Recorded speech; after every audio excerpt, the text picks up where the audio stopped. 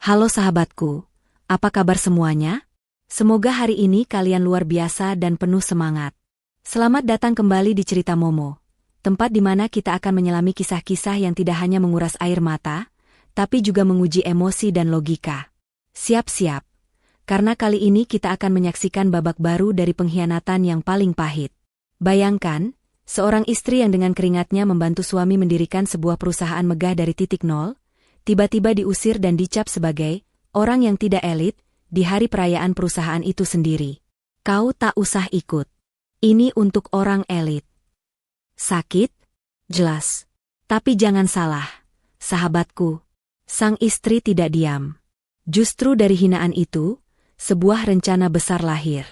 Rencana yang membuat sang suami, yang biasanya angkuh, harus menelan ludah dan syok kebingungan di malam hari, saat puluhan panggilan teleponnya tak terangkat oleh wanita yang ia remehkan. Siapa sebenarnya elit sejati di sini? Kisah ini berjudul, Suamiku Larang Aku Untuk Datang ke Acara Perusahaan Yang Aku Bantu Mulai Dari Nol, Kau Tak Usah Ikut. Ini untuk orang elit. Bentaknya tapi malamnya. Puluhan panggilan telepon tak kuangkat, suamiku syok kebingungan. Dukung terus Cerita Momo dengan cara like video ini, subscribe, dan jangan lupa nyalakan lonceng notifikasi agar kalian tidak ketinggalan setiap babak serunya. Dan seperti biasa, coba tulis di kolom komentar, nama, asal kota, dan kata, hadir. Mari kita selami kisah epik ini, di mana harga diri seorang istri akan mengambil kembali tahta yang seharusnya ia miliki. Keheningan di ruang makan itu terasa begitu tebal, seolah merayakan kerapuhan yang selama ini disembunyikan di balik kemewahan rumah megah bergaya modern minimalis. Hari itu seharusnya menjadi hari yang penuh sukacita. Hari ulang tahun ke-7 perusahaan konsultan properti yang dibangun dari nol, Daya Cipta Nusantara. Namun, bagi Soraya, hari itu justru terasa seperti peringatan kematian atas segala pengorbanan dan harga dirinya. Bau masakan sup asparagus yang ia siapkan, salah satu hidangan favorit Rama, terasa hambar di lidahnya sendiri. Soraya menatap suaminya, Rama, yang duduk di ujung meja, sibuk meneliti dasi sutra barunya di depan cermin, tampak lebih bersemangat untuk sebuah pesta daripada makan malam bersama istrinya. Soraya dan Rama menikah 8 tahun lalu, 1 tahun sebelum mereka merintis Daya Cipta Nusantara. Kisah cinta mereka di awal adalah kisah idealis dua anak muda yang bermimpi besar. Soraya, dengan keahliannya di bidang manajemen keuangan dan koneksi jaringan awal yang ia warisi dari ayahnya, adalah otak di balik bisnis plan yang membuat perusahaan itu bisa lepas landas. Sementara Rama, dengan penampilan menarik dan kemampuan public speaking yang memukau, menjadi wajah yang sempurna untuk menarik investor. Selama bertahun-tahun, Soraya bekerja di balik layar, mengurus segala kerumitan administrasi, menyusun strategi keuangan, dan bahkan menjaga rumah tangga agar Rama bisa fokus menjadi CEO yang sukses dan dipuja. Status Soraya di mata publik hanyalah istri dari Rama, sang CEO hebat. Sebuah peran yang ia terima dengan lapang dada demi menjaga citra profesional Rama. Semenjak perusahaan itu menanjak tajam, terutama dalam 3 tahun terakhir, Rama mulai berubah. Kelembutan dan penghargaan yang dulu ia tunjukkan perlahan tergantikan oleh arogansi dan sikap meremehkan. Puncaknya adalah ketika Bu Dewi, ibu mertua Soraya, datang dan memutuskan untuk tinggal bersama mereka, untuk waktu yang tidak ditentukan. Bu Dewi adalah seorang wanita yang sangat menjunjung tinggi status sosial, dan selalu menganggap Soraya tidak setara dengan standar elit yang ia idamkan untuk putranya. Dasi ini terlihat pas sekali. Rama, tadi ibu yang memilihnya di butik khusus langganan klien-klienmu. Suara Bu Dewi memecah keheningan, nada bicaranya selalu penuh penekanan pada kata-kata yang menyiratkan kemewahan. Bu Dewi, dengan gaun malamnya yang sudah siap, duduk di samping Rama, tampak bangga. Ia bahkan tidak repot-repot menyapa Soraya, seolah keberadaan menantunya hanyalah bayangan tak kasat mata. Tentu saja, Bu. Mata ibu memang selalu tahu mana yang terbaik, jawab Rama, memberikan pujian yang membuat Bu Dewi tersenyum lebar. Ia sama sekali tidak melihat ke arah Soraya, yang sejak tadi berusaha menarik perhatiannya. Soraya akhirnya memberanikan diri. Rama, aku sudah siapkan gaun yang kita beli 2 bulan lalu. Aku bisa. Kalimat Soraya terputus tiba-tiba oleh suara bentakan Rama yang tajam, memantul di dinding ruangan. Kau tak usah ikut. Ini untuk orang elit. Rama berbalik, menatap Soraya dengan tatapan meremehkan yang menusuk. Bu Dewi menyeringai kecil, menyandarkan punggung ke kursi, menikmati momen itu. Soraya, dengar. Ini bukan acara istri di rumah. Ini adalah acara formal, perayaan 7 tahun perusahaan. Akan ada menteri, direktur bank, dan semua petinggi penting. Mereka adalah orang-orang elit. Penampilanmu kau tahu, itu terlalu sederhana. Kau akan membuatku malu di depan mereka. Lanjut Rama, kata-katanya menusuk lebih dalam daripada bentakan pertamanya. Ia bahkan tidak menggunakan alasan, kau harus menjaga rumah, atau kau harus merawat anak. Mereka belum dikaruniai anak. Ia terang-terangan mengatakan Soraya tidak pantas. Mata Soraya berkaca-kaca, tetapi ia menahan dirinya untuk tidak menangis di depan Rama dan mertuanya. Pengkhianatan ini terasa lebih sakit karena datang dari orang yang ia cintai, di momen perusahaan yang ia bangun dengan darah dan air mata.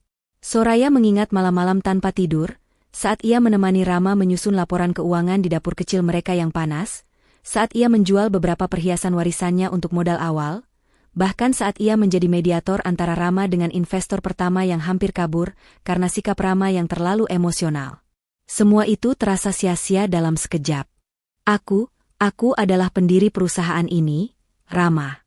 Aku juga yang menyusun bisnis plan yang membuatmu bisa berdiri sampai sekarang, ujar Soraya, mencoba mempertahankan martabatnya. Rama tertawa terbahak-bahak, tawa yang terdengar palsu dan kejam. Oh, Soraya. Kau pikir aku lupa? Tentu aku ingat. Kau di sini, sebagai istri yang baik dan pendukung, itu saja. Nama besarku yang menjual, koneksiku yang memperluas jaringan, dan wajahku yang meyakinkan para investor. Kau hanya pendiri bayangan, dan sekarang, bayangan itu harus tetap di belakang. Kau sudah kukasih saham 5%, bukankah itu cukup sebagai tanda terima kasih? Bu Dewi menambahkan, nadanya dingin dan menusuk. Lebih baik kau di rumah, Soraya. Jaga rumah ini agar tetap bersih. Itu tugasmu. Jangan mencoba-coba masuk ke dunia Rama.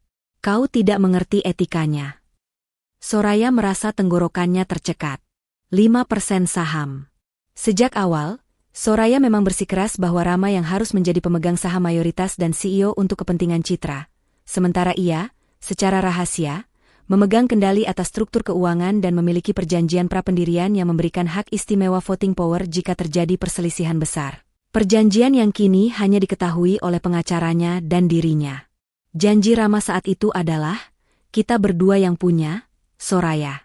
Angka di kertas tidak penting. Yang penting, kita bersama. Janji itu kini menguap tak berbekas. Soraya berdiri perlahan. Ia menarik napas panjang, menenangkan badai emosi di dadanya. Ia tidak akan menangis. Ia tidak akan memohon. Ia akan bertindak. Baiklah, Rama. Aku tidak akan ikut, jawab Soraya dengan suara yang sangat tenang, terlalu tenang, yang justru membuat Rama sedikit terkejut. Nikmatilah pestanya. Selamat ulang tahun perusahaan kita. Ia berbalik, meninggalkan sisa makan malam itu, dan berjalan menuju kamar. Rama mengangkat bahu, menganggap Soraya sudah menyerah, sementara Bu Dewi tersenyum puas. Bagi mereka, masalah selesai. Di kamar, Soraya mengunci pintu dan berjalan menuju lemari besarnya. Ia tidak mengambil gaun pesta, melainkan sebuah koper kecil berwarna hitam yang tersembunyi di balik tumpukan selimut. Di dalamnya, tersimpan dokumen-dokumen rahasia perusahaan, termasuk salinan lengkap dari perjanjian prapendirian yang menyebutkan bahwa Soraya adalah pemilik hak paten atas core bisnis strategi perusahaan dan memiliki hak veto atas penjualan aset inti. Yang paling penting, ada surat kuasa penuh yang sudah ia tanda tangani beberapa bulan lalu, diserahkan kepada Pak Bima, pengacara kepercayaannya yang sangat rahasia. Soraya menyadari bahwa selama ini, ia terlalu buta oleh cinta dan kepercayaan. Ia telah membiarkan Rama, dan didorong oleh Bu Dewi, mengambil alih seluruh narasi keberhasilan. Keputusan Rama untuk melarangnya datang adalah titik balik. Ini bukan hanya tentang pesta, ini tentang pengakuan, tentang harga diri, dan tentang kepemilikan. Ia mengeluarkan ponsel lamanya yang hanya digunakan untuk komunikasi bisnis rahasia. Jarinya mengetikkan pesan singkat kepada Pak Bima, aktifkan rencana B. Sekarang. Soraya kemudian menghubungi Rani, sahabatnya. Rani adalah seorang freelance jurnalis investigasi yang sangat terpercaya. Ia meminta Rani untuk datang menjemputnya dan membawanya ke sebuah lokasi rahasia. Sebuah apartemen kecil yang ia beli atas nama Yayasan Nirlaba milik mendiang ayahnya, jauh dari jangkauan Rama dan Bu Dewi. Rani, aku butuh kau malam ini. Aku akan meninggalkan rumah. Tolong pastikan tidak ada yang melihatku pergi, pinta Soraya. Suaranya terdengar dingin dan penuh tekad, bukan suara istri yang baru saja dibentak. Rama dan Bu Dewi kemudian turun ke lantai dasar, sibuk dengan persiapan akhir. Aroma parfum mahal Rama menyengat udara. Bu Dewi memastikan semua perhiasannya terpasang sempurna. Rama, kau yakin Soraya tidak akan berbuat macam-macam? Dia terlihat sangat marah tadi, tanya Bu Dewi, sedikit ragu. Rama tertawa kecil. Berbuat macam-macam? Apa yang bisa dia lakukan? Dia hanya Soraya, Bu. Tanpa aku, dia tidak punya apa-apa. Dia tidak punya koneksi yang elit. Paling dia menangis di kamar dan menelepon sahabatnya untuk curhat. Sudahlah, ayo kita pergi. Tamu penting sudah menunggu CEO perusahaan yang sukses ini. Mereka berdua pun pergi dengan mobil mewah yang dihiasi pita perayaan, menuju ballroom Hotel Bintang 5, tempat pesta, orang elit, itu diselenggarakan. 15 menit setelah mobil Rama menghilang di tikungan, sebuah mobil hitam biasa tanpa logo perusahaan memasuki halaman rumah Soraya. Soraya keluar dari pintu belakang rumah, membawa koper kecilnya, wajahnya tanpa riasan, mengenakan pakaian kasual yang sederhana. Ia tidak lagi terlihat seperti istri seorang CEO, tetapi lebih seperti seorang pejuang yang siap bertempur. Saat ia masuk ke mobil Rani, Soraya menatap sekilas ke rumah megah itu, rumah yang ia rancang sendiri, rumah yang kini terasa asing. Ia tersenyum tipis, senyum yang menyimpan ribuan rencana balas dendam yang dingin dan terstruktur. Apa rencana kita, Soraya? Tanya Rani, terkejut melihat ketenangan sahabatnya. Rencana kita, Rani, adalah mengambil kembali apa yang menjadi hakku. Malam ini, Rama akan merayakan ulang tahun perusahaanku.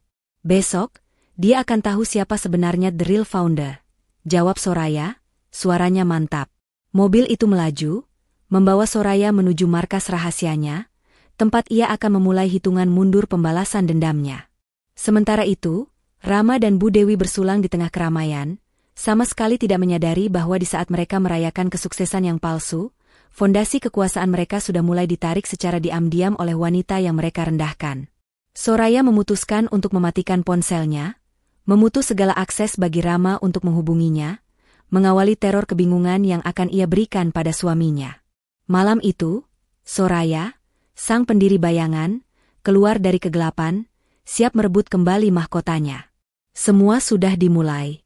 Pesta perayaan ulang tahun Daya Cipta Nusantara yang ke-7 adalah puncak kemewahan. Rama, mengenakan tuxedo mahal, berdiri di atas panggung di ballroom Hotel Bintang 5, dikelilingi oleh jajaran direksi dan tamu-tamu, elit, yang ia banggakan. Lampu sorot memantul dari gelas sampanye yang ia angkat. Di sampingnya, Bu Dewi bersinar dalam balutan gaun rancangan desainer ternama, menyambut pujian dengan anggun palsu, seolah dia adalah otak di balik kesuksesan Rama. Rama berpidato dengan penuh percaya diri, menyebutkan semua pencapaian perusahaan, menceritakan kembali perjuangan heroik yang hanya melibatkan dirinya, dan sesekali mengucapkan terima kasih sekilas kepada para pendukung yang setia. Sebuah eufemisme untuk Soraya yang telah ia tinggalkan di rumah. Soraya, sang pendiri bayangan, sama sekali tidak disebutkan namanya. Rama menikmati setiap tepuk tangan, setiap jabat tangan, dan setiap pujian yang mengalir. Ia merasa dirinya adalah raja di istana yang ia ciptakan sendiri. Dan tentu saja, kata Rama sambil melirik Bu Dewi yang tersenyum bangga, semua ini tidak mungkin terjadi tanpa dukungan moral dari orang-orang terdekat saya. Khususnya, ibu saya, yang selalu mengingatkan saya untuk mempertahankan standar elit dalam bisnis maupun kehidupan pribadi. Bu Dewi tersipu, menatap Rama dengan bangga yang berlebihan. Bagi Rama dan ibunya, Soraya sudah menjadi masa lalu, hanya sebuah gangguan kecil yang telah dienyahkan.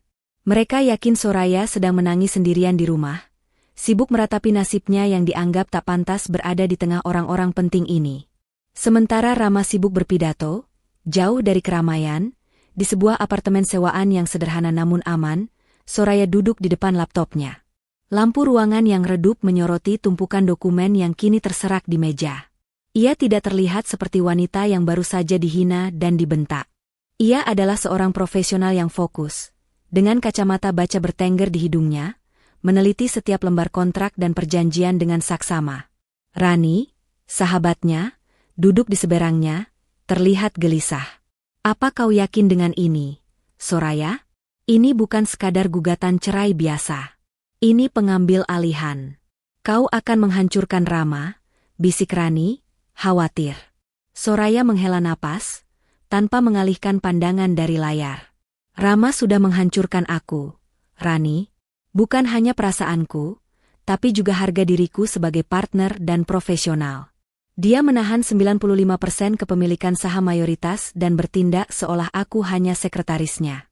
Aku yang menyusun fondasi keuangan perusahaan ini, aku yang menjamin pinjaman awal dengan warisan ayahku. Dan dia membalasnya dengan melarangku hadir di acara yang juga merupakan pencapaianku, hanya karena aku tidak elit. Soraya kemudian membalik sebuah dokumen yang penuh dengan tanda tangan dan materai. Ini adalah perjanjian prapendirian, Rani. Hanya Pak Bima dan aku yang tahu isinya. Rama terlalu yakin dengan egonya sendiri, dia tidak pernah membaca detail kontrak ini. Di sini tertulis jelas, jika terjadi hostile action atau pembatasan hak dari salah satu pendiri yang dirugikan berhak mengaktifkan klausul pengalihan voting power mayoritas selama proses mediasi internal. Pada saat yang sama, Pak Bima sedang berada di sebuah kantor notaris yang buka hingga larut malam. Pak Bima, seorang pengacara handal yang sangat loyal kepada mendiang ayah Soraya, kini bertindak sebagai pelaksana wasiat.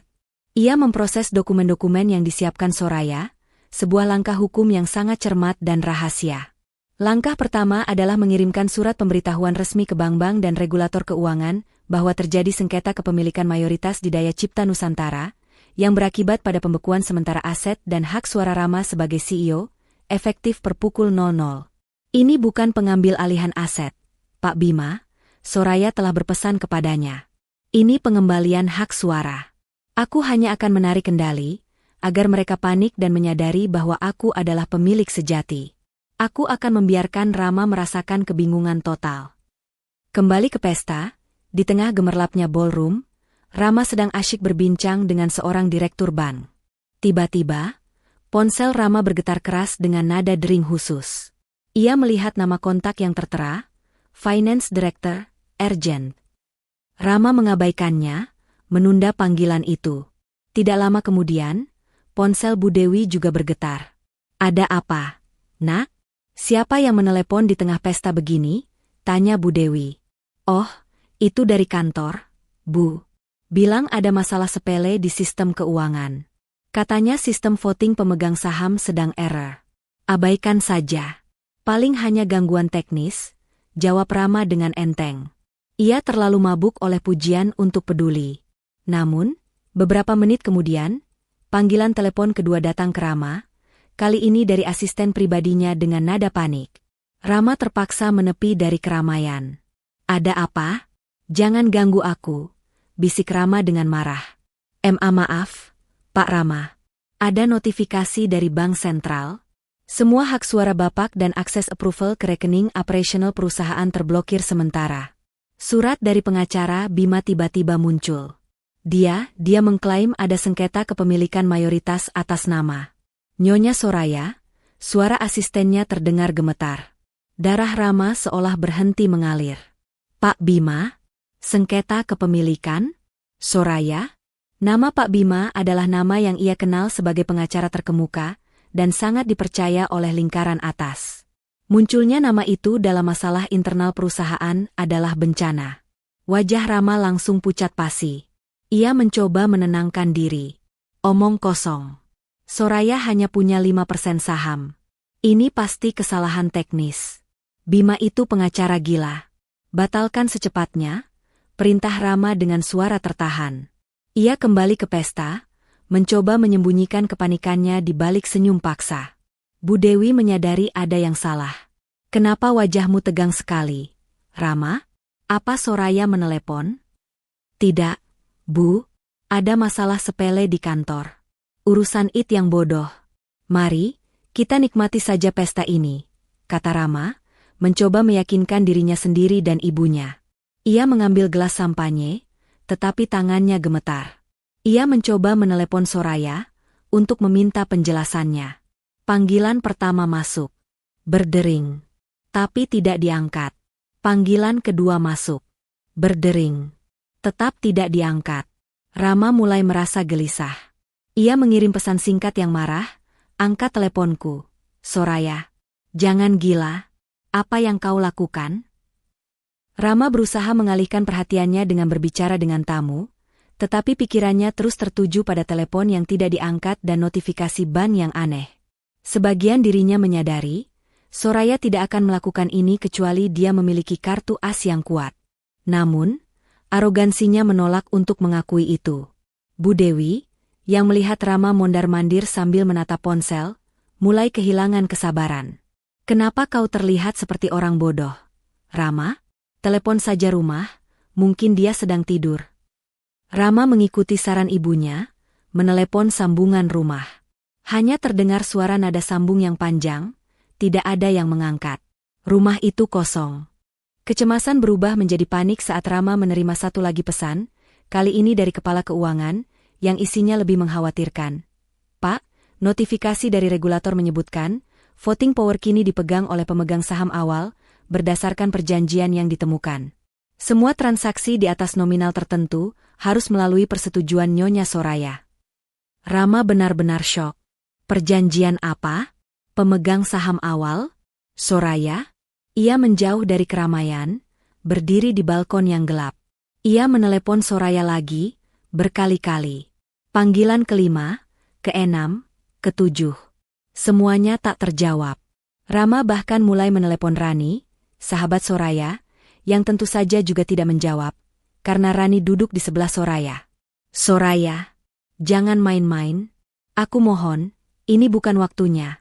Bisik Rama ke ponselnya, kini nadanya berubah menjadi memohon. Pesta megah di belakangnya terasa seperti lelucon yang buruk. Ia berdiri di tengah kemewahan, tetapi kekuasaannya telah dicuri. Bu Dewi menyusul Rama ke balkon.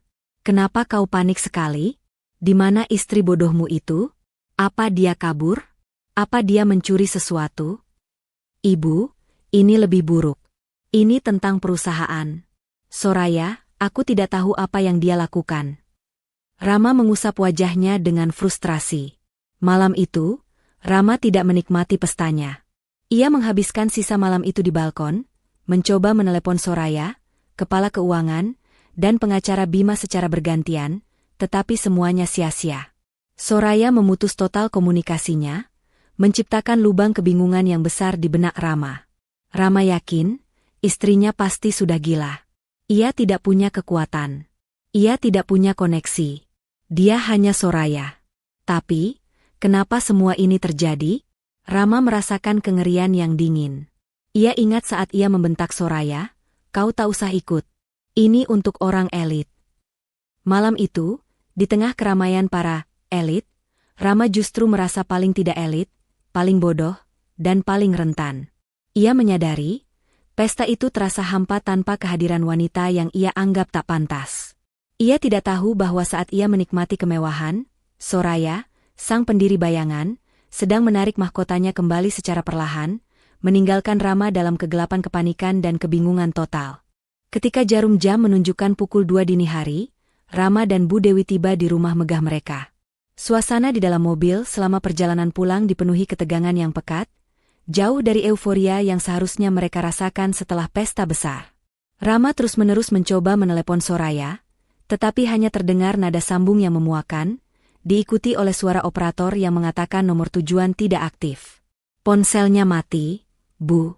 Dia pasti sengaja mematikannya. Dia mencoba menghukumku," kata Rama, suaranya dipenuhi amarah bercampur kekhawatiran.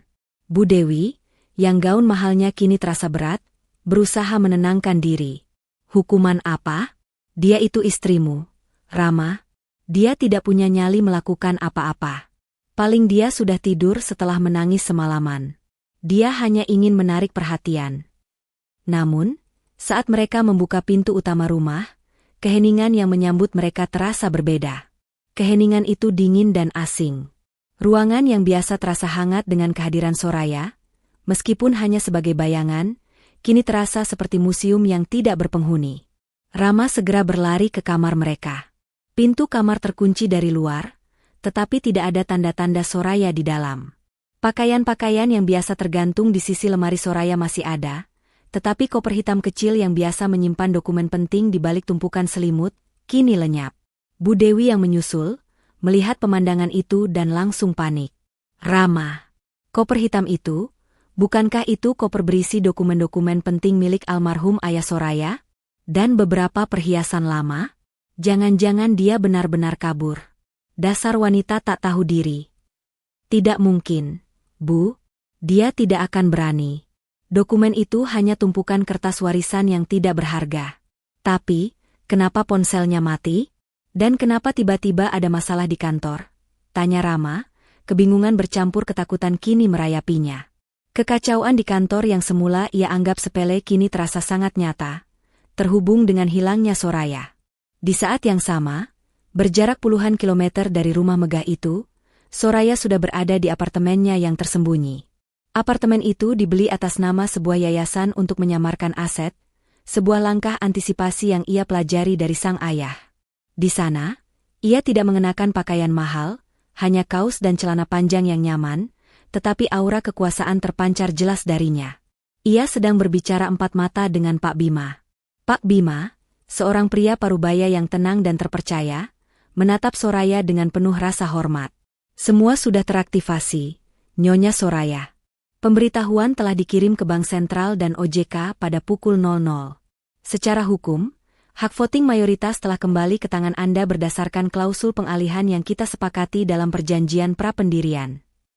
Soraya mengangguk. Tindakan Rama yang melarang saya menghadiri acara perusahaan adalah pelanggaran yang jelas terhadap klausul kemitraan yang setara. Itu sudah cukup, Pak Bima. Sekarang, apa langkah selanjutnya? Peringatan pertama sudah dikirimkan kepada Rama melalui Kepala Keuangan dan Direktur Bank, Nyonya. Mereka saat ini pasti sudah tahu bahwa semua transaksi keuangan yang krusial harus mendapat persetujuan dari pendiri awal, yang nama dan ID-nya sekarang tercatat atas nama Anda. Mereka tidak akan bisa menarik dana besar, melakukan investasi, atau menjual aset tanpa persetujuan Anda.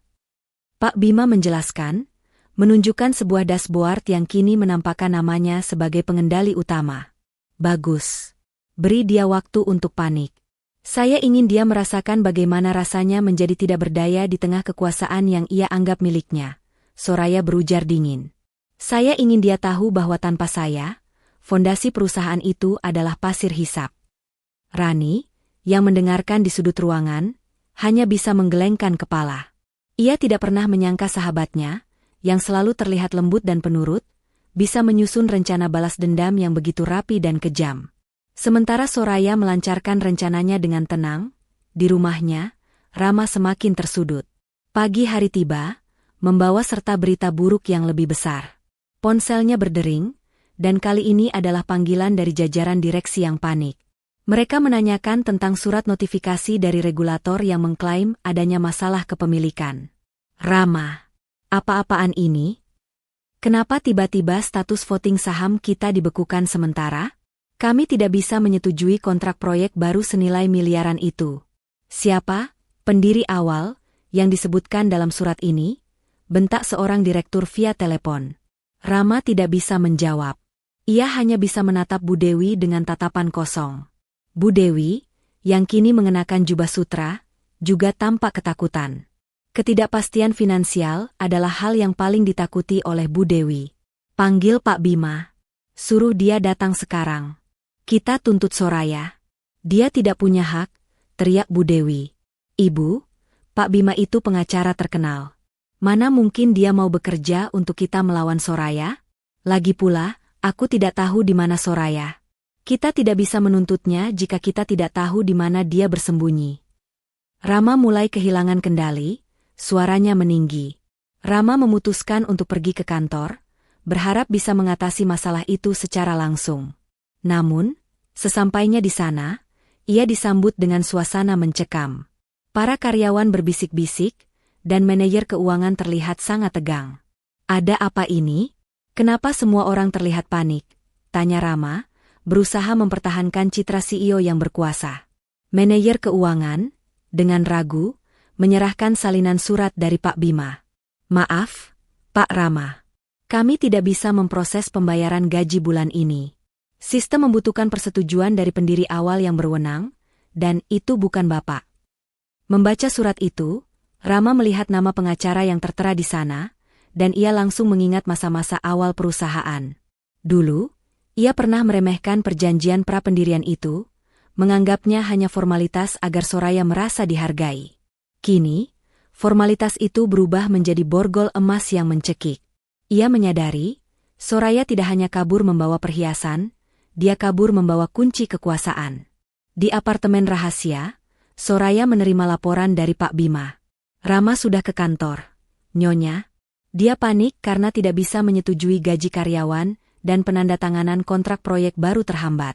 Kepanikan ini adalah peringatan keras bahwa kekuasaannya hanya di atas kertas. Sementara kekuasaan Anda adalah yang sesungguhnya. Lapor Pak Bima. Soraya menghela napas lega. Bagus. Biarkan dia merasakan tekanan. Tapi, tolong pastikan gaji karyawan dibayarkan tepat waktu, Pak Bima. Mereka tidak boleh menjadi korban dari perselisihan ini. Gunakan dana cadangan yang telah saya siapkan.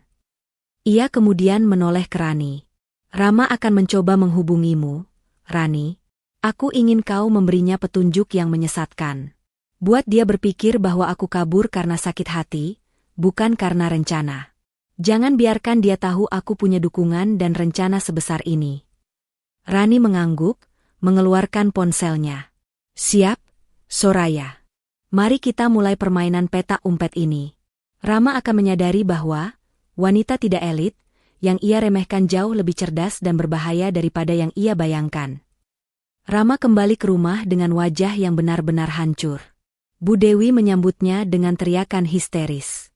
Apa yang terjadi, Rama? Kenapa gaji tidak cair? Cepat cari Soraya. Kita harus memaksanya mencabut tuntutan itu. Dia hanya ibu rumah tangga, Rama. Dia tidak tahu apa-apa tentang bisnis. Dia tahu, Bu. Dia tahu segalanya. Dia yang merancang sistem ini, dan sekarang dia menggunakannya untuk melawanku. Rama membentak ibunya sendiri. Ia lalu meremas ponselnya, matanya tertuju pada satu nama di daftar kontak, Rani. Rama yakin, Rani adalah satu-satunya jembatan menuju Soraya.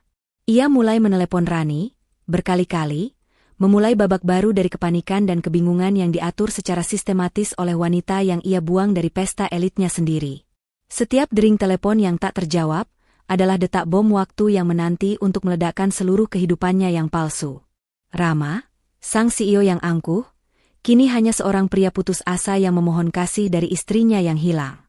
Rama kembali ke kantornya setelah mendengar kabar bahwa manajer keuangan tidak bisa mencairkan gaji karyawan. Ruangan kerjanya yang luas dan mewah, dihiasi dengan plakat-plakat penghargaan, kini terasa seperti sangkar dingin. Ia duduk di kursi kulitnya, tetapi ia merasa tidak lagi memiliki kuasa. Tatapannya tertuju pada ponselnya, yang menampilkan riwayat panggilan kepada Soraya yang gagal. 17 panggilan tak terjawab. Soraya, apa yang kau lakukan? Kenapa kau membuat kekacauan ini? Gumam Rama, frustrasi. Ia mencoba meyakinkan dirinya bahwa ini hanyalah tindakan balas dendam kecil dari seorang istri yang sakit hati. Bu Dewi, yang ikut datang ke kantor dan duduk di sofa mahal, sibuk menelepon teman-teman sosialitanya, mencoba mencari tahu apakah ada yang melihat Soraya dimanapun. Tidak ada yang melihatnya, Rama. Dia seperti hilang di telan bumi. Dia tidak mungkin pergi ke rumah lamanya. Kan? Rumah kecil itu terlalu memalukan. Rama mengabaikan Bu Dewi. Fokusnya kini beralih pada nama di daftar kontaknya, Rani.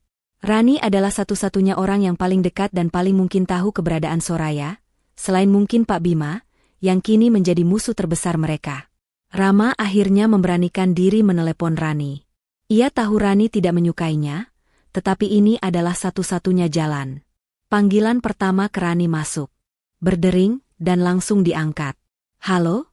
Suara Rani terdengar datar, tanpa basa-basi. Rani, syukurlah kau mengangkatnya. Ini aku, Rama.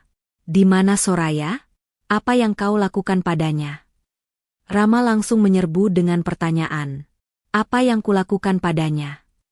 Rani tertawa dingin di seberang sana. Tawa itu membuat Rama tertegun. Seharusnya aku yang bertanya, Rama.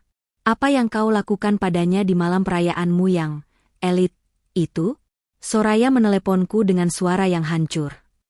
Rama, yang merasa ini adalah kesempatan untuk membalikan keadaan, langsung berakting. Aku tahu aku salah. Rani, aku minta maaf. Tapi dia pergi di saat yang tidak tepat. Perusahaan sedang kacau. Tolong beritahu aku di mana dia. Aku janji akan meminta maaf padanya. Rani terdiam sejenak, membuat Rama makin cemas. Padahal, di markas rahasianya, Soraya dan Rani saling pandang, menahan senyum puas. Dia pergi jauh, Rama. Dia bilang dia butuh waktu untuk menenangkan diri.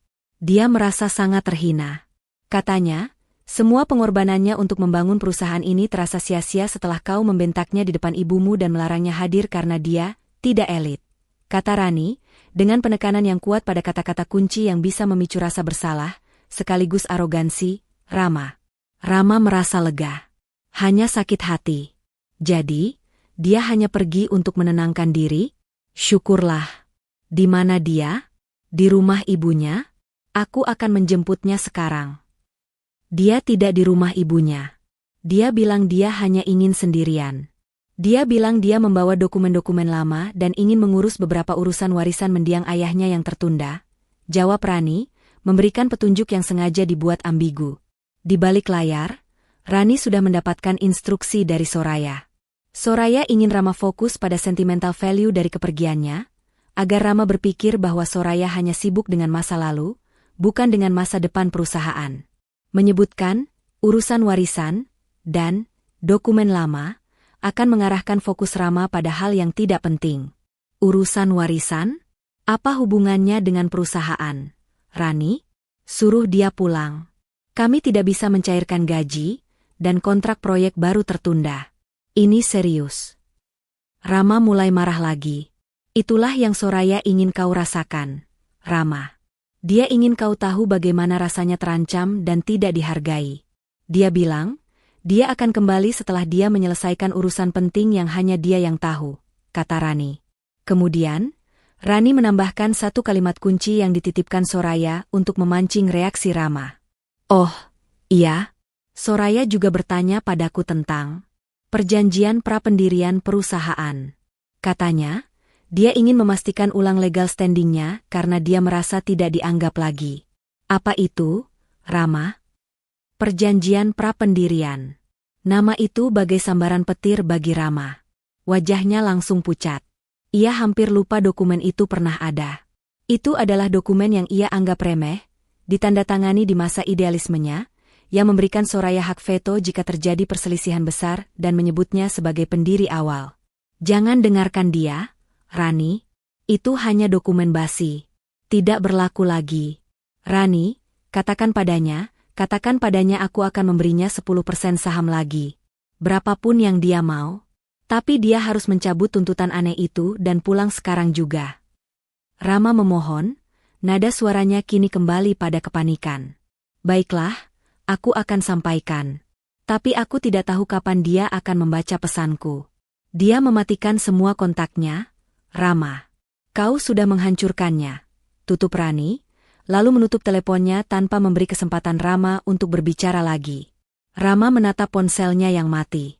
Ia tidak bisa berkonsentrasi. Bu Dewi yang mendengarkan percakapan itu dari dekat, menyergah. Perjanjian prapendirian apa, Rama? Itu dokumen apa? Dokumen lama, Bu. Hanya omong kosong.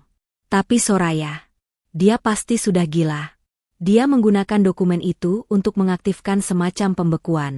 Kita harus segera cari Pak Bima. Kita gugat Soraya. Rama mulai berdiri dan mondar-mandir. Jangan bodoh, Rama. Kalau dokumen itu kuat, Pak Bima tidak akan mau membantumu. Pak Bima itu pengacara mahal, dia pasti dibayar mahal oleh Soraya. Tapi dari mana Soraya punya uang untuk menyewa Pak Bima? Perhiasannya sudah kau gadaikan semua, kan? Bu Dewi mulai curiga. Rama terdiam. Ia baru ingat.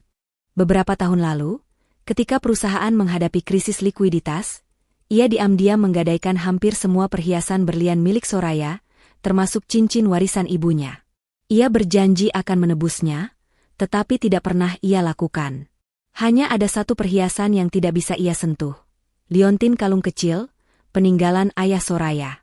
Dia tidak punya uang, Bu, tapi dia licik. Dia pasti punya tabungan rahasia. Kita harus segera mencari tahu apa isi dari perjanjian pra-pendirian itu. Sementara itu, Soraya dan Rani sedang merayakan keberhasilan kecil mereka di apartemen rahasia. Sempurna, Rani. Reaksi Rama sesuai prediksi kita, kata Soraya sambil tersenyum puas. Dia panik. Dia fokus pada perjanjian pra-pendirian yang ia anggap basi, dan dia mengira aku hanya melarikan diri karena emosi, sibuk dengan urusan warisan. Ya, dia tampak ketakutan, Soraya. Dia bahkan menanyakan 10% saham tambahan. Kau tahu betapa berharganya kalimat yang kau titipkan itu? Urusan penting yang hanya dia yang tahu. Itu membuatnya makin penasaran dan kebingungan. Rani menjelaskan. Soraya mendengus. Biarkan dia panik dan menawar. Aku tidak butuh tambahan 10% lagi. Aku akan mengambil semuanya. Aku butuh dia sadar bahwa dia tidak bisa menjalankan perusahaan tanpa aku, bukan hanya sebagai istri, tapi sebagai mastermind di belakangnya. Ia membuka laptopnya. Sekarang, Rani, kita mulai langkah kedua. Rama akan mencari cara legal untuk membatalkan tuntutan Bima. Kita harus selangkah lebih maju. Kita akan melacak aset-aset yang ia sembunyikan atas nama pihak ketiga, serta beberapa transaksi mencurigakan yang sudah kucatat. Rama pasti sudah menyiapkan dana darurat untuk dirinya jika perusahaan bangkrut. Kita akan mengeringkan dana darurat itu. Rani, dengan keahlian jurnalistik investigasinya, langsung menyetujui. Aku punya koneksi di Badan Pertanahan Nasional dan beberapa sumber di offshore banking. Biarkan aku melacak aset properti dan rekening bank yang ia sembunyikan di luar negeri atas nama perusahaan cangkang. Ini akan mempercepat proses penyitaan. Soraya mengambil gelas air putihnya. Lakukan, Rani. Kita tidak akan membiarkan Rama, yang telah berani membentak dan mengusirku dari perusahaan yang kurintis, keluar dari situasi ini dengan nyaman. Dia harus merasakan bagaimana rasanya kehilangan segalanya, secara perlahan, dari orang yang paling ia anggap remeh. Kehilangan kekuasaan, kehilangan kepercayaan, dan kehilangan koneksi. Sementara Rama di kantor masih berteriak-teriak kepada asistennya untuk membatalkan notifikasi Bima, Soraya sudah selangkah di depan, merencanakan bagaimana ia akan membuat Rama semakin syok dengan pengungkapan aset tersembunyi. Rama tidak tahu bahwa istri bodoh yang ia tinggalkan di rumah telah berubah menjadi lawan bisnis paling cerdas dan dingin yang pernah ia hadapi.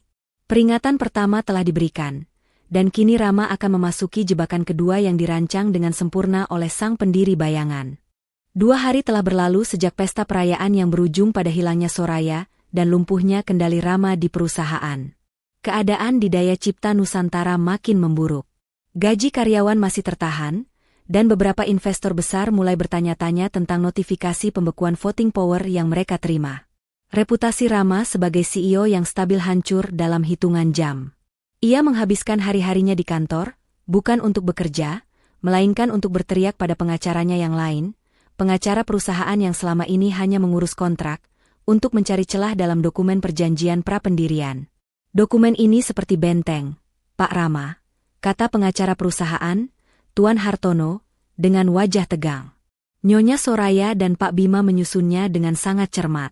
Klausul pengalihan hak suara mayoritas saat terjadi sengketa serius, terutama yang menyangkut kehormatan salah satu pendiri, sangat kuat. Dan pengakuan Bapak di depan Bu Dewi tentang melarang istri datang, bisa dianggap sebagai bukti nyata. Di sisi lain, Bu Dewi mulai menunjukkan gejala stres berat. Ia tidak bisa lagi berbelanja dengan bebas. Kartu kredit Rama, yang biasa ia gunakan tanpa batas, kini sering ditolak untuk transaksi besar.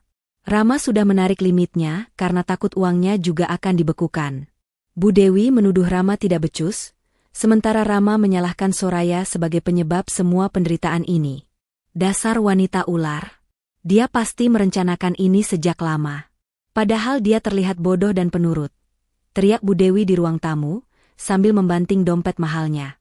Di saat Rama dan ibunya disibukkan oleh kekacauan finansial dan hukum yang besar, Soraya dan Rani sedang menggali lebih dalam di markas rahasia mereka. Rani, dengan koneksi investigasinya, berhasil menemukan beberapa aset properti yang didaftarkan atas nama perusahaan cangkang di luar negeri yang dikendalikan oleh Rama. Aset ini diduga dibeli dengan dana perusahaan secara ilegal. Lihat ini, Soraya, kata Rani sambil menunjuk layar monitor.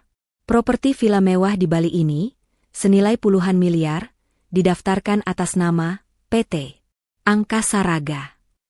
Pemilik tunggal PT itu adalah kerabat jauh Bu Dewi. Aku yakin ini adalah dana yang Rama gelapkan dari keuntungan proyek besar 3 tahun lalu. Soraya mengangguk. Matanya berkilat tajam, tanpa emosi. Rama selalu menyiapkan jalan keluar jika ia gagal. Dia tidak akan membiarkan uangnya hilang begitu saja. Dia menggunakan Bu Dewi sebagai perpanjangan tangan.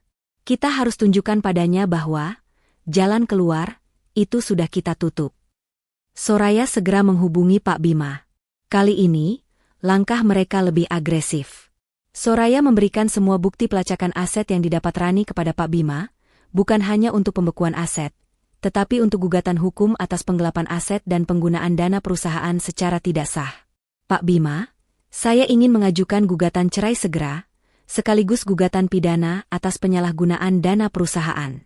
Kita harus menyita aset-aset ini sebagai jaminan ganti rugi. Saya tidak ingin harta gono gini, saya hanya ingin dia menghadapi konsekuensi atas kejahatan finansialnya, ujar Soraya melalui panggilan video terenkripsi. Pak Bima, yang terbiasa menangani kasus besar, tersenyum bangga.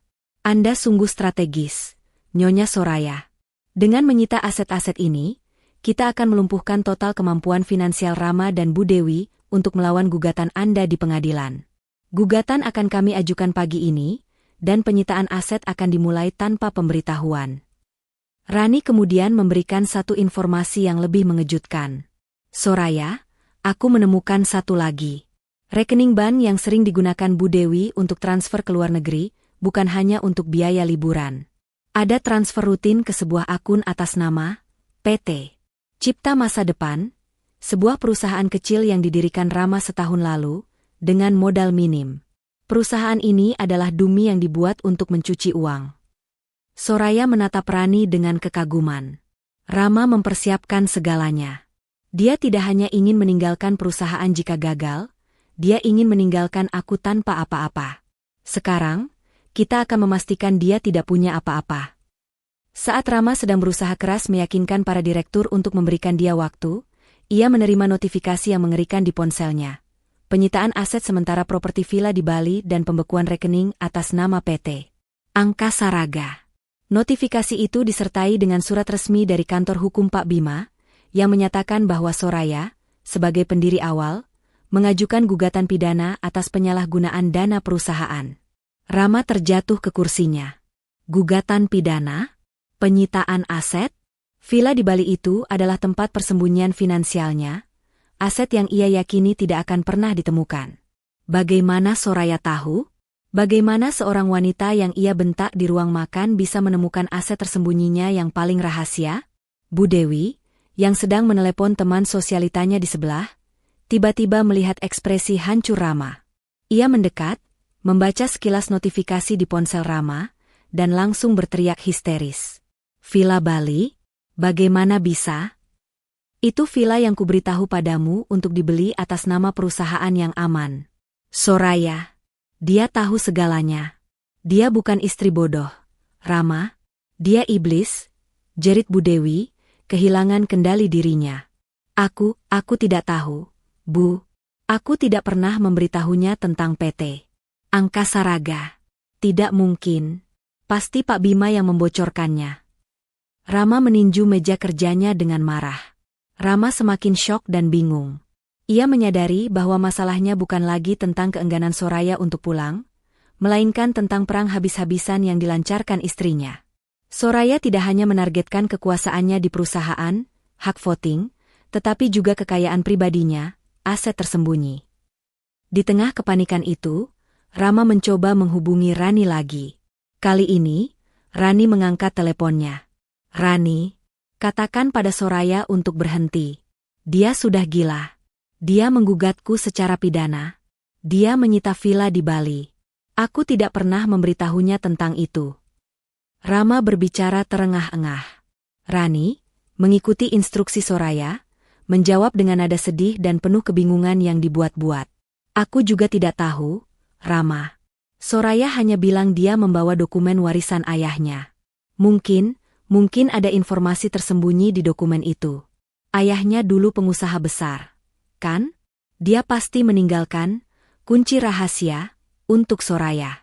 Aku tidak tahu apa-apa soal villa itu." Petunjuk yang menyesatkan itu berhasil membelokkan fokus Rama. Rama kini yakin bahwa ayah Soraya, yang ia anggap remeh, telah meninggalkan sebuah kunci rahasia yang kini digunakan Soraya. Kebingungan Rama semakin menjadi-jadi. Ia tidak tahu apakah ia harus mencari Soraya atau mencari tahu isi dokumen warisan itu. Di apartemen rahasia, Soraya tersenyum tipis. "Sempurna. Biarkan dia panik." Rama tidak akan pernah menyangka bahwa yang menemukan aset itu adalah investigative journalist yang ia anggap hanya teman curhat. Dia akan menyalahkan arwah ayahku dan dokumen usang. Dengan begini, dia tidak akan pernah menduga bahwa aku punya support system yang kuat. Soraya mematikan panggilan dengan Pak Bima. Langkah-langkah strategisnya berjalan mulus.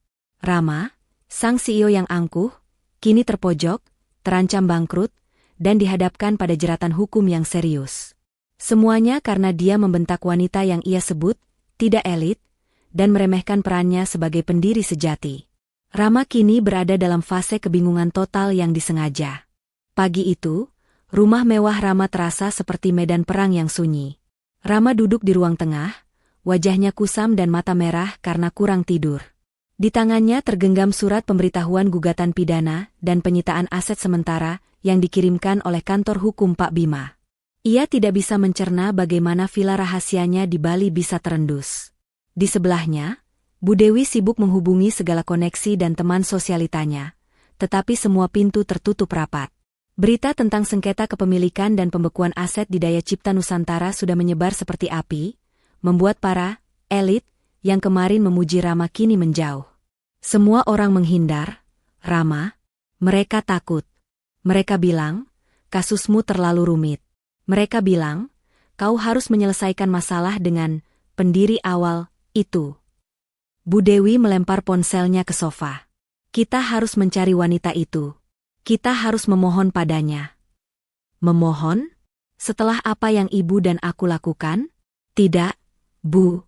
Kita harus melawan. Teriak Rama, tetapi nadanya tidak meyakinkan. Aku sudah memanggil Tuan Hartono untuk mencari celah. Tapi dia bilang, ini akan memakan waktu berbulan-bulan dan biaya miliaran. Tepat pada pukul 9, bel rumah berbunyi nyaring dan berulang kali. Rama membukanya dengan jengkel, berharap itu adalah Tuan Hartono. Namun, yang berdiri di depan gerbang adalah dua mobil hitam besar tanpa tanda, diikuti oleh beberapa petugas berseragam dari kantor lelang dan beberapa pria berbadan tegap. Di depan rombongan itu, berdiri seorang jurusita yang memegang map tebal. Selamat pagi. Kami dari kantor lelang negara, melaksanakan penetapan pengadilan untuk sita eksekusi sementara atas beberapa aset bergerak dan tidak bergerak di alamat ini, sebagai bagian dari gugatan yang diajukan oleh Nyonya Soraya, terkait dugaan penyalahgunaan dana perusahaan, kata jurusita itu dengan suara datar, menyerahkan dokumen kepada Rama. Rama membaca dokumen itu dengan mata terbelalak. Sita eksekusi sementara. Ini bukan hanya pembekuan aset di bank atau villa di Bali, ini adalah penyitaan barang-barang pribadi di rumahnya sendiri. Tidak mungkin. Ini rumah kami. Ini perabotan kami. Ini tidak ada hubungannya dengan perusahaan. Rama berteriak, mencoba menghalangi jalan. Bu Dewi berlari keluar, melihat keramaian di gerbang.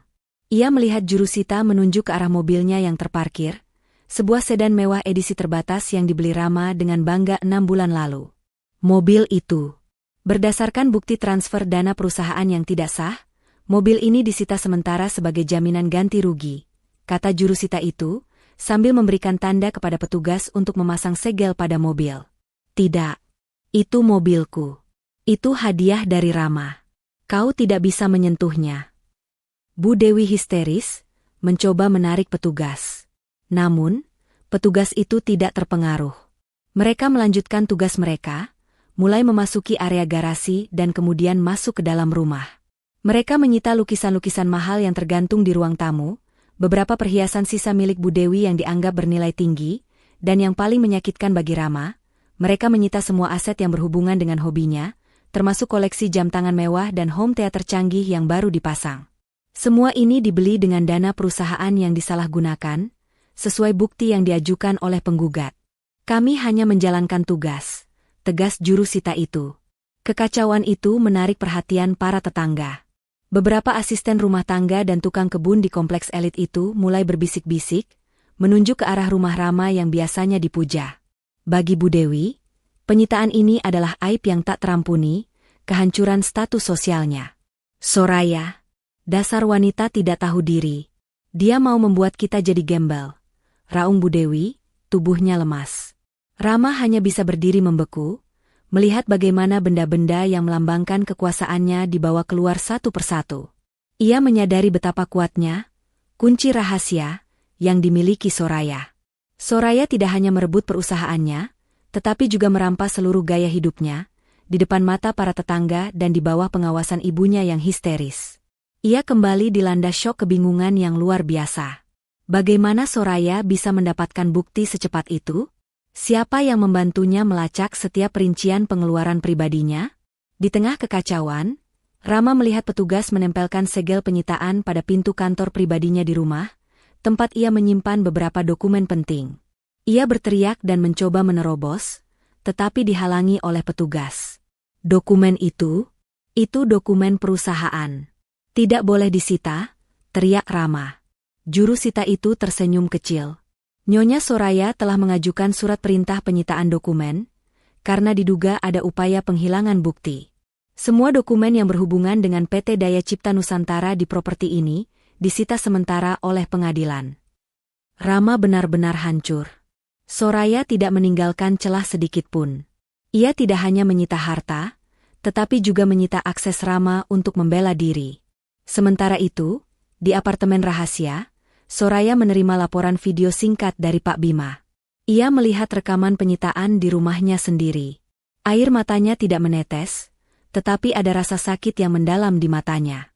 Rasa sakit itu bukan karena kasihan pada Rama, melainkan karena ia harus melakukan semua ini pada pria yang pernah ia cintai. Bagaimana reaksi Rama dan Bu Dewi, Pak Bima?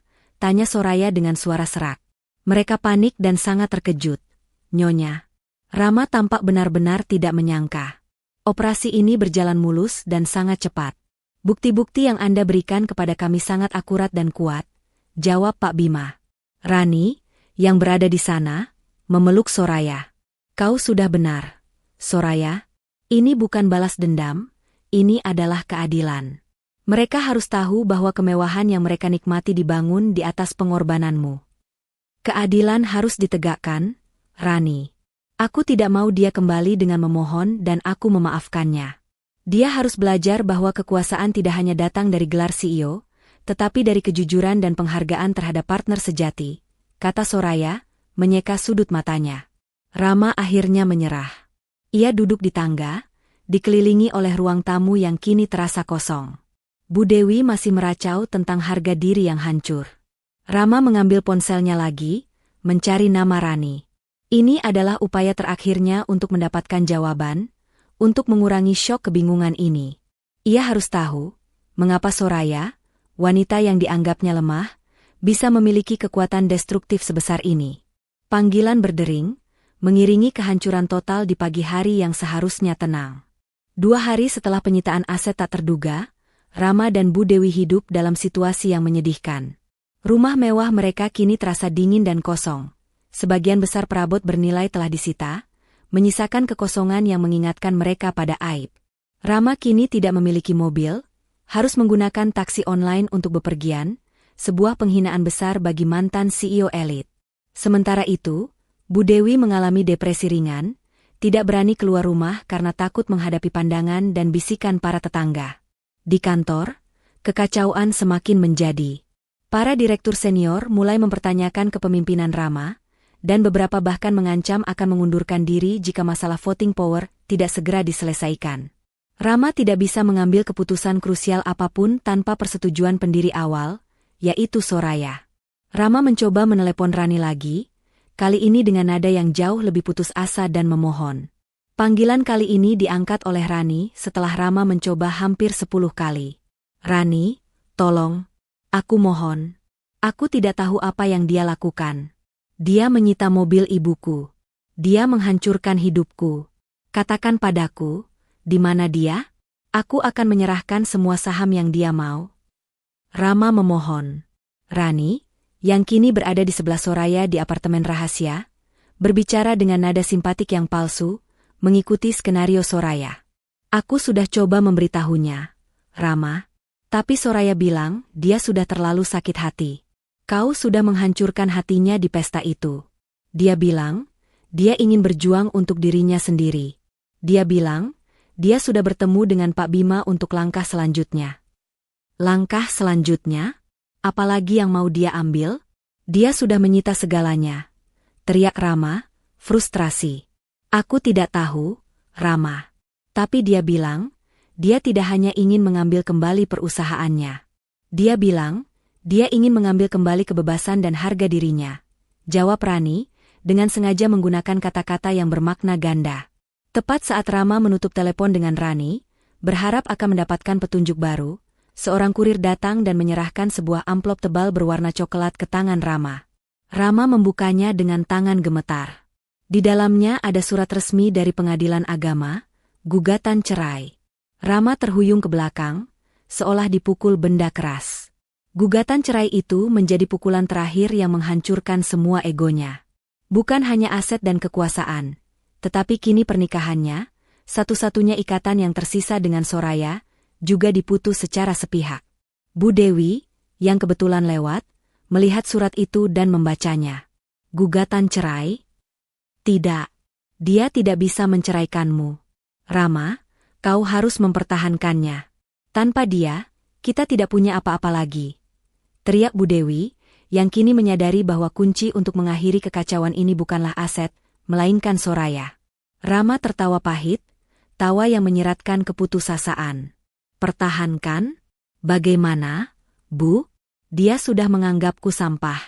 Aku yang mengusirnya, aku yang merendahkannya, dan sekarang dia mengakhiri semuanya." Pengajuan gugatan cerai ini membuat Rama dan Bu Dewi semakin gencar mencari tahu akar kekuatan Soraya. Rama yakin, wanita yang ia nikahi dan ia remehkan selama ini pasti menyembunyikan rahasia besar. Sementara itu, di apartemen rahasia, Soraya sedang berdiskusi dengan Pak Bima mengenai sidang gugatan cerai. "Gugatan cerai telah resmi diajukan, Nyonya Soraya. Bersamaan dengan itu, kami juga mengajukan pembatalan klaim atas harta Gonogini. Anda hanya menuntut ganti rugi atas penyalahgunaan dana perusahaan, bukan aset pribadi Rama. Ini akan membuat posisi kita sangat kuat di pengadilan," jelas Pak Bima. Soraya mengangguk. "Saya tidak butuh hartanya, Pak Bima. Saya hanya butuh keadilan dan pengakuan. Dan satu lagi, Pak Bima. Di sidang pertama nanti, saya ingin Rama dan Bu Dewi mendapatkan pengungkapan rahasia yang akan membuat mereka benar-benar syok." "Rahasia apa, Nyonya?" tanya Pak Bima, penasaran. "Rahasia bahwa saya tidak pernah hanya menjadi istri Rama. Ingatlah, bahwa pada masa-masa awal perusahaan, ketika Rama sibuk mencari investor dan saya sibuk menyusun strategi, saya juga mengikuti ujian lisensi untuk menjadi konsultan keuangan publik yang bersertifikat. Lisensi itu adalah hasil dari pendidikan yang didukung ayah saya," Soraya berujar tenang. "Dan saya punya lisensi itu, Pak Bima. Lisensi itu berlaku di tingkat nasional dan bahkan internasional. Rama selalu meremehkan ijazah saya dan menyuruh saya fokus di rumah. Dia tidak tahu, saya adalah konsultan keuangan publik yang namanya terdaftar dan diakui, dengan keahlian yang jauh melampaui manajer keuangan di perusahaannya sendiri." Pak Bima terkesiap. "Luar biasa, Nyonya. Jika ini terungkap, Rama bukan hanya kehilangan istri, tapi ia akan kehilangan mastermind keuangan paling berharga di belakang layar. Ini akan menjelaskan kepada publik dan para direktur, mengapa Anda bisa melacak aset tersembunyi dengan sangat cepat. Anda adalah seorang ahli. Soraya tersenyum tipis. Saya ingin pengungkapan ini terjadi saat sidang gugatan cerai, di depan Rama dan Bu Dewi. Mereka perlu tahu bahwa wanita yang mereka anggap tidak elit adalah seorang profesional yang lebih cerdas dan berkualifikasi daripada putra mereka sendiri. Gugatan cerai itu memicu Rama untuk melakukan satu hal yang paling ia takuti, menghubungi Pak Bima secara langsung. Rama berhasil mendapatkan nomor telepon kantor Pak Bima dan meneleponnya dengan nada memohon. Pak Bima, saya Rama. Tolong, mari kita bicara. Saya akan batalkan gugatan saya. Saya akan berikan Soraya saham mayoritas. Saya mohon, jangan lanjutkan gugatan cerai ini. Maaf, Tuan Rama, jawab Pak Bima dengan nada profesional yang dingin.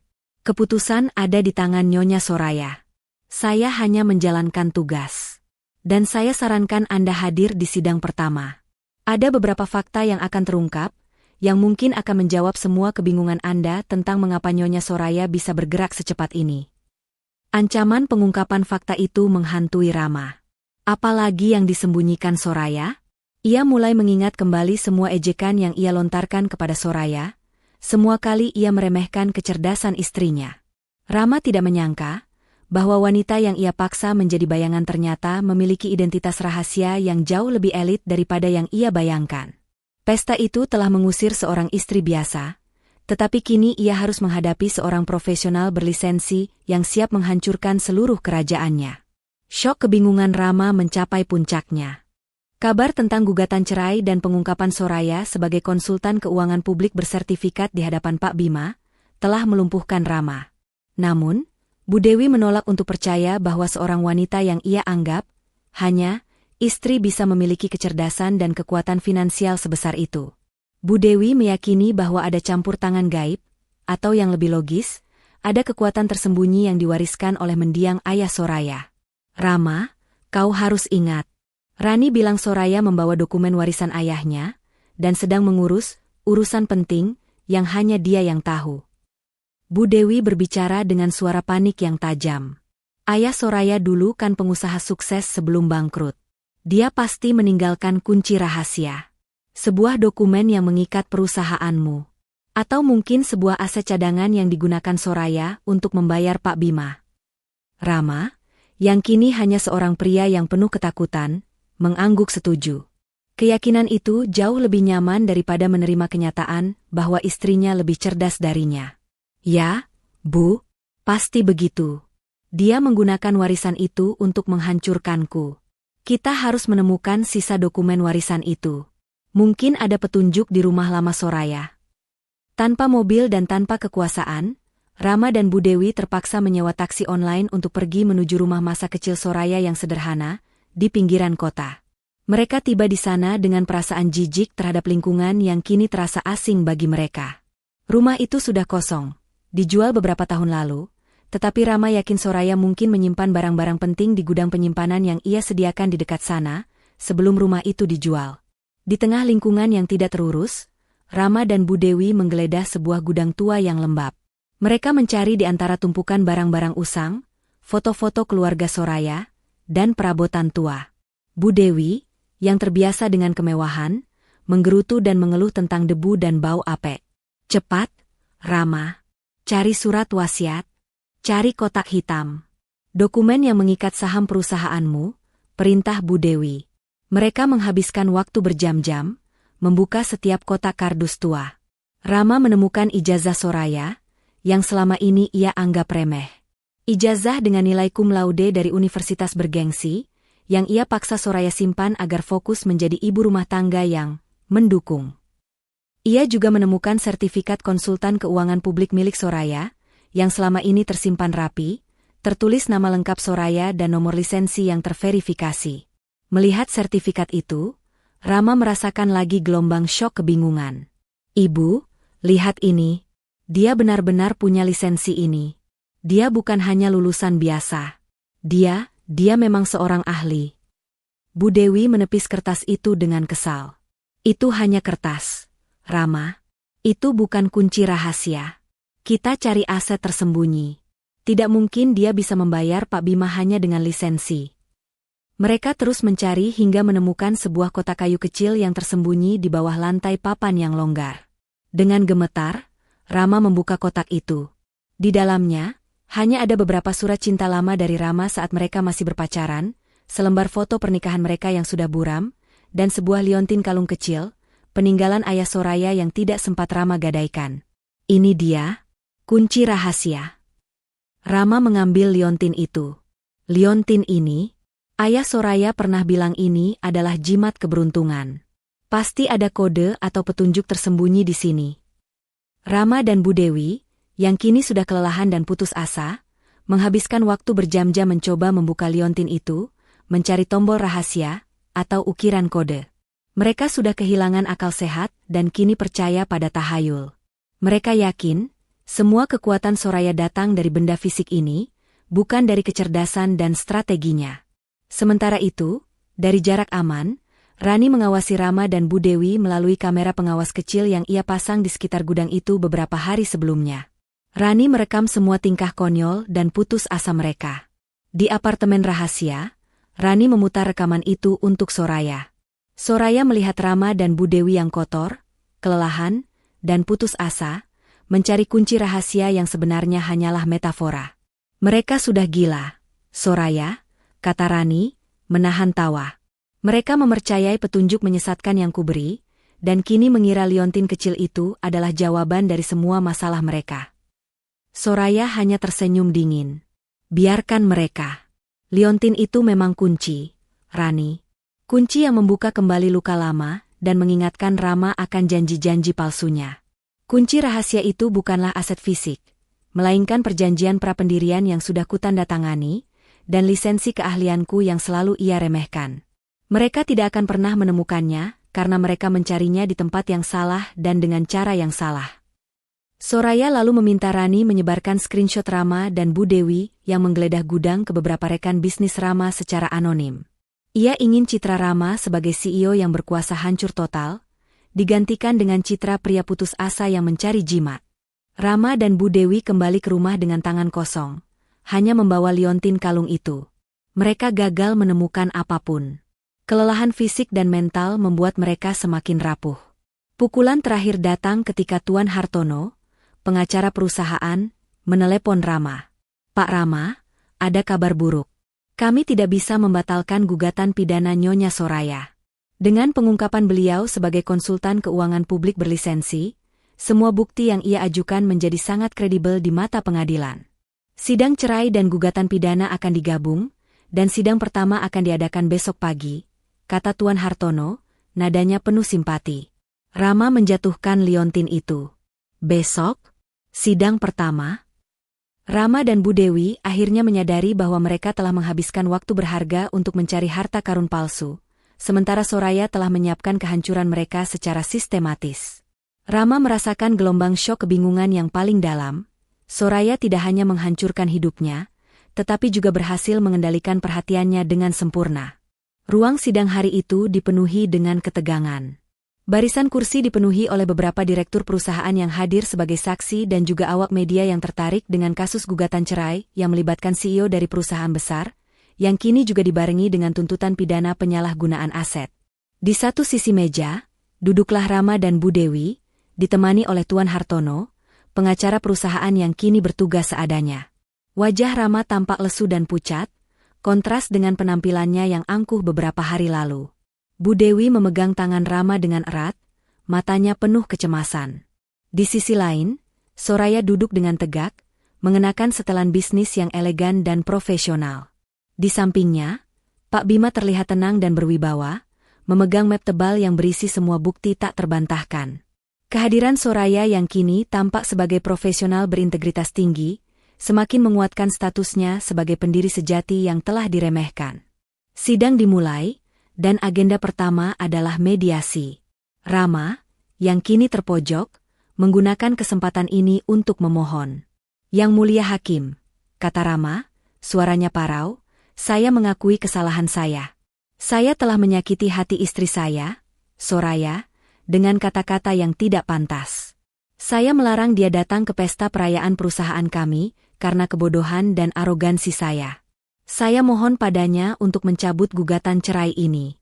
Saya bersedia menyerahkan 50% saham perusahaan dan mengembalikan semua aset yang saya ambil darinya. Saya mohon, Soraya, mari kita pulang. Soraya menatap Rama dengan tatapan dingin yang tidak menunjukkan emosi sedikitpun. Ia menoleh ke arah hakim dan kemudian ke Rama. Yang mulia, saya menghargai pengakuan Tuan Rama. Namun, pengakuan ini datang bukan dari penyesalan yang tulus atas perbuatan yang merendahkan saya, melainkan dari kepanikan dan keinginan untuk mendapatkan kembali kekuasaan yang telah hilang. Keputusan saya untuk bercerai sudah final, ujar Soraya dengan nada yang mantap dan tegas. Giliran Pak Bima untuk berbicara. Pak Bima, dengan suara lantang, memaparkan fakta-fakta yang ditemukan Soraya. Ia merinci bagaimana Rama, didorong oleh Bu Dewi, menyalahgunakan dana perusahaan untuk membeli aset pribadi, villa di Bali dan mobil mewah yang disita, dan bagaimana ia sengaja menahan hak voting mayoritas Soraya, melanggar perjanjian pra-pendirian yang jelas. Dan sebagai tambahan, Yang Mulia, kata Pak Bima, klien kami, Nyonya Soraya, dengan lisensinya sebagai konsultan keuangan publik bersertifikat, memiliki bukti tak terbantahkan bahwa Tuan Rama juga menggunakan skema perusahaan cangkang untuk menghindari pajak dan menyembunyikan kekayaan dari pengawasan yang sah. Tuan Rama tidak hanya bersalah secara moral, tetapi juga melakukan pelanggaran hukum serius yang merugikan perusahaan dan negara. Mendengar semua bukti dan pengungkapan itu, Rama tidak bisa lagi mengelak.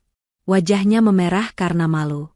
Ia sadar, Soraya tidak hanya melacak villa di Bali, tetapi juga seluruh jejak kejahatan finansialnya. Kebingungannya kini berubah menjadi ketakutan yang dingin. Ia menyadari bahwa wanita yang ia anggap bodoh itu adalah seorang master yang telah mengumpulkan semua bukti selama bertahun-tahun, menunggu waktu yang tepat. Bu Dewi, yang sudah tidak tahan, tiba-tiba berdiri. Tidak mungkin. Soraya bohong. Rama tidak mungkin melakukan itu. Dia hanya ibu rumah tangga. Dia tidak mengerti soal keuangan. Dia pasti dibantu oleh orang lain. Hakim meminta Bu Dewi untuk tenang. Namun, Soraya memanfaatkan momen kepanikan Bu Dewi untuk memberikan pukulan pamungkas. Yang Mulia, saya ingin mengajukan satu bukti lagi, kata Soraya, menoleh ke Bu Dewi. Bukti ini adalah bukti rekaman percakapan yang dilakukan oleh Bu Dewi, yang merencanakan penyalahgunaan aset dan mendesak Tuan Rama untuk merendahkan saya agar saya tidak berani mengklaim hak saya. Pak Bima memutar rekaman suara singkat di ruang sidang. Rekaman itu adalah percakapan Bu Dewi dengan Rama di rumah, yang diambil secara legal oleh Soraya beberapa bulan lalu sebagai bentuk antisipasi. Dalam rekaman itu, Bu Dewi terdengar jelas berkata, cepat jual saham 5% milik Soraya itu secara diam-diam, Rama. Kita harus pastikan wanita itu tidak punya apa-apa saat kau menceraikannya. Dia itu hanya benalu di hidupmu. Rekaman itu membuat Bu Dewi langsung lemas dan terduduk. Wajah Rama pun menjadi sangat pucat, karena ia tahu bahwa rekaman itu adalah bukti keterlibatan ibunya dalam skema jahat itu. Bu Dewi merencanakan perpisahan itu, dan Rama menjalankan rencananya. Rama akhirnya menyerah. Ia berdiri, menatap Soraya, dan kali ini, ia berbicara dengan kejujuran yang pahit. Saya mengakui semuanya, Yang Mulia. Saya merencanakan untuk menceraikan Soraya dan mengambil semua hartanya. Saya meremehkan dia. Saya meremehkan kecerdasannya. Saya tidak menyangka dia adalah konsultan keuangan yang lebih baik daripada seluruh tim saya. Saya akui, saya yang bersalah. Saya pantas mendapatkan semua ini. Pengakuan Rama di depan pengadilan adalah klimaks dari kehancurannya. Ia secara terbuka mengakui arogansinya, pengkhianatannya, dan kejahatan finansialnya. Soraya, yang mendengarkan, tidak merasa puas, hanya merasa lega. Ia telah memenangkan kembali harga dirinya. Setelah jeda, hakim mengumumkan keputusan sementara, gugatan cerai dikabulkan. Tuntutan ganti rugi atas penyalahgunaan aset diterima, dan aset Rama akan disita untuk membayar denda dan kerugian perusahaan. Rama harus mundur dari jabatannya dan menghadapi tuntutan pidana. Bu Dewi juga akan diselidiki atas keterlibatannya. Soraya keluar dari ruang sidang dengan kepala tegak. Ia tidak lagi menjadi istri bayangan, tetapi menjadi CEO sementara yang baru, disanjung oleh para direktur yang kini memohon padanya untuk menyelamatkan perusahaan. Rama dan Bu Dewi ditinggalkan di ruang sidang, tenggelam dalam penyesalan yang terlambat dan syok kebingungan yang abadi. Beberapa bulan telah berlalu sejak sidang cerai dan gugatan pidana yang mengguncang dunia bisnis. Soraya, kini resmi menyandang status sebagai CEO sementara Daya Cipta Nusantara, bergerak cepat untuk membersihkan kekacauan yang ditinggalkan Rama. Ia bekerja tanpa lelah, didukung penuh oleh Pak Bima dan Rani, memperbaiki struktur keuangan, mengembalikan kepercayaan investor, dan yang paling penting, memulihkan moral karyawan. Perusahaan yang sempat limbung kini kembali stabil, bahkan mulai mencatatkan pertumbuhan yang lebih sehat di bawah kendali Soraya. Ia adalah ratu yang mengambil kembali istana sejatinya. Penampilan Soraya telah berubah total. Ia tidak lagi mengenakan pakaian sederhana atau menjadi bayangan. Ia tampil sebagai pemimpin yang tegas, cerdas, dan penuh wibawa. Para direktur yang dulu meremehkannya kini tunduk dan menghormatinya. Soraya tidak hanya membuktikan dirinya sebagai ahli keuangan, tetapi juga sebagai pemimpin sejati yang mampu menyelamatkan perusahaan. Kerja bagus, Soraya, ujar Rani suatu sore, saat mereka merayakan keberhasilan rebranding perusahaan di kantor baru. Semua orang di kota ini bicara tentangmu. Kau adalah simbol kebangkitan. Soraya tersenyum, bukan senyum sinis, melainkan senyum kelegaan. Aku tidak mencari pujian, Rani. Aku hanya mencari keadilan. Dan sekarang, aku mendapatkannya. Sementara Soraya menikmati kebebasan dan pengakuan yang ia perjuangkan, kehidupan Rama dan Bu Dewi berada di titik nadir. Rumah mewah mereka telah disita dan dilelang untuk menutupi kerugian perusahaan dan denda atas penyalahgunaan aset. Rama dinyatakan bersalah atas kejahatan finansial minor, penggelapan dana dan penyalahgunaan aset, dan dijatuhi hukuman berupa kewajiban membayar denda yang sangat besar dan masa percobaan. Ia kehilangan semua aset, gelar, dan reputasinya. Rama, yang dulu angkuh, kini terpaksa pindah ke sebuah kontrakan kecil di pinggiran kota, hidup dalam kondisi ekonomi yang sangat sulit. Bu Dewi, yang selama ini terbiasa hidup dalam kemewahan, tidak mampu menerima kemiskinan mendadak ini. Ia menyalahkan Rama atas kejatuhan mereka dan sering bertengkar. Bu Dewi, yang dulu bangga dengan status sosialnya, kini harus bekerja serabutan untuk memenuhi kebutuhan hidup sehari-hari, sebuah penderitaan yang tak pernah ia bayangkan. Tidak ada lagi teman, elit, yang mau membantunya. Mereka berdua kini hidup dalam penyesalan yang pahit, menyadari bahwa arogansi mereka telah menghancurkan satu-satunya orang yang bisa menjamin masa depan mereka. Suatu hari, Rama, yang kini bekerja sebagai freelancer konsultan rendahan, tanpa sengaja melihat Soraya. Soraya sedang menghadiri acara peresmian proyek besar perusahaannya, dikelilingi oleh para pejabat tinggi dan media. Ia melihat Soraya berbicara di atas podium, memancarkan aura kesuksesan yang luar biasa. Soraya tidak mengenali Rama yang berdiri jauh di balik kerumunan. Melihat Soraya yang bersinar, Rama dihantam oleh gelombang penyesalan yang tulus dan syok kebingungan yang abadi. Ia bingung bukan karena ketidakpahaman akan proses hukum, tetapi karena ia bingung mengapa ia bisa sebodoh itu.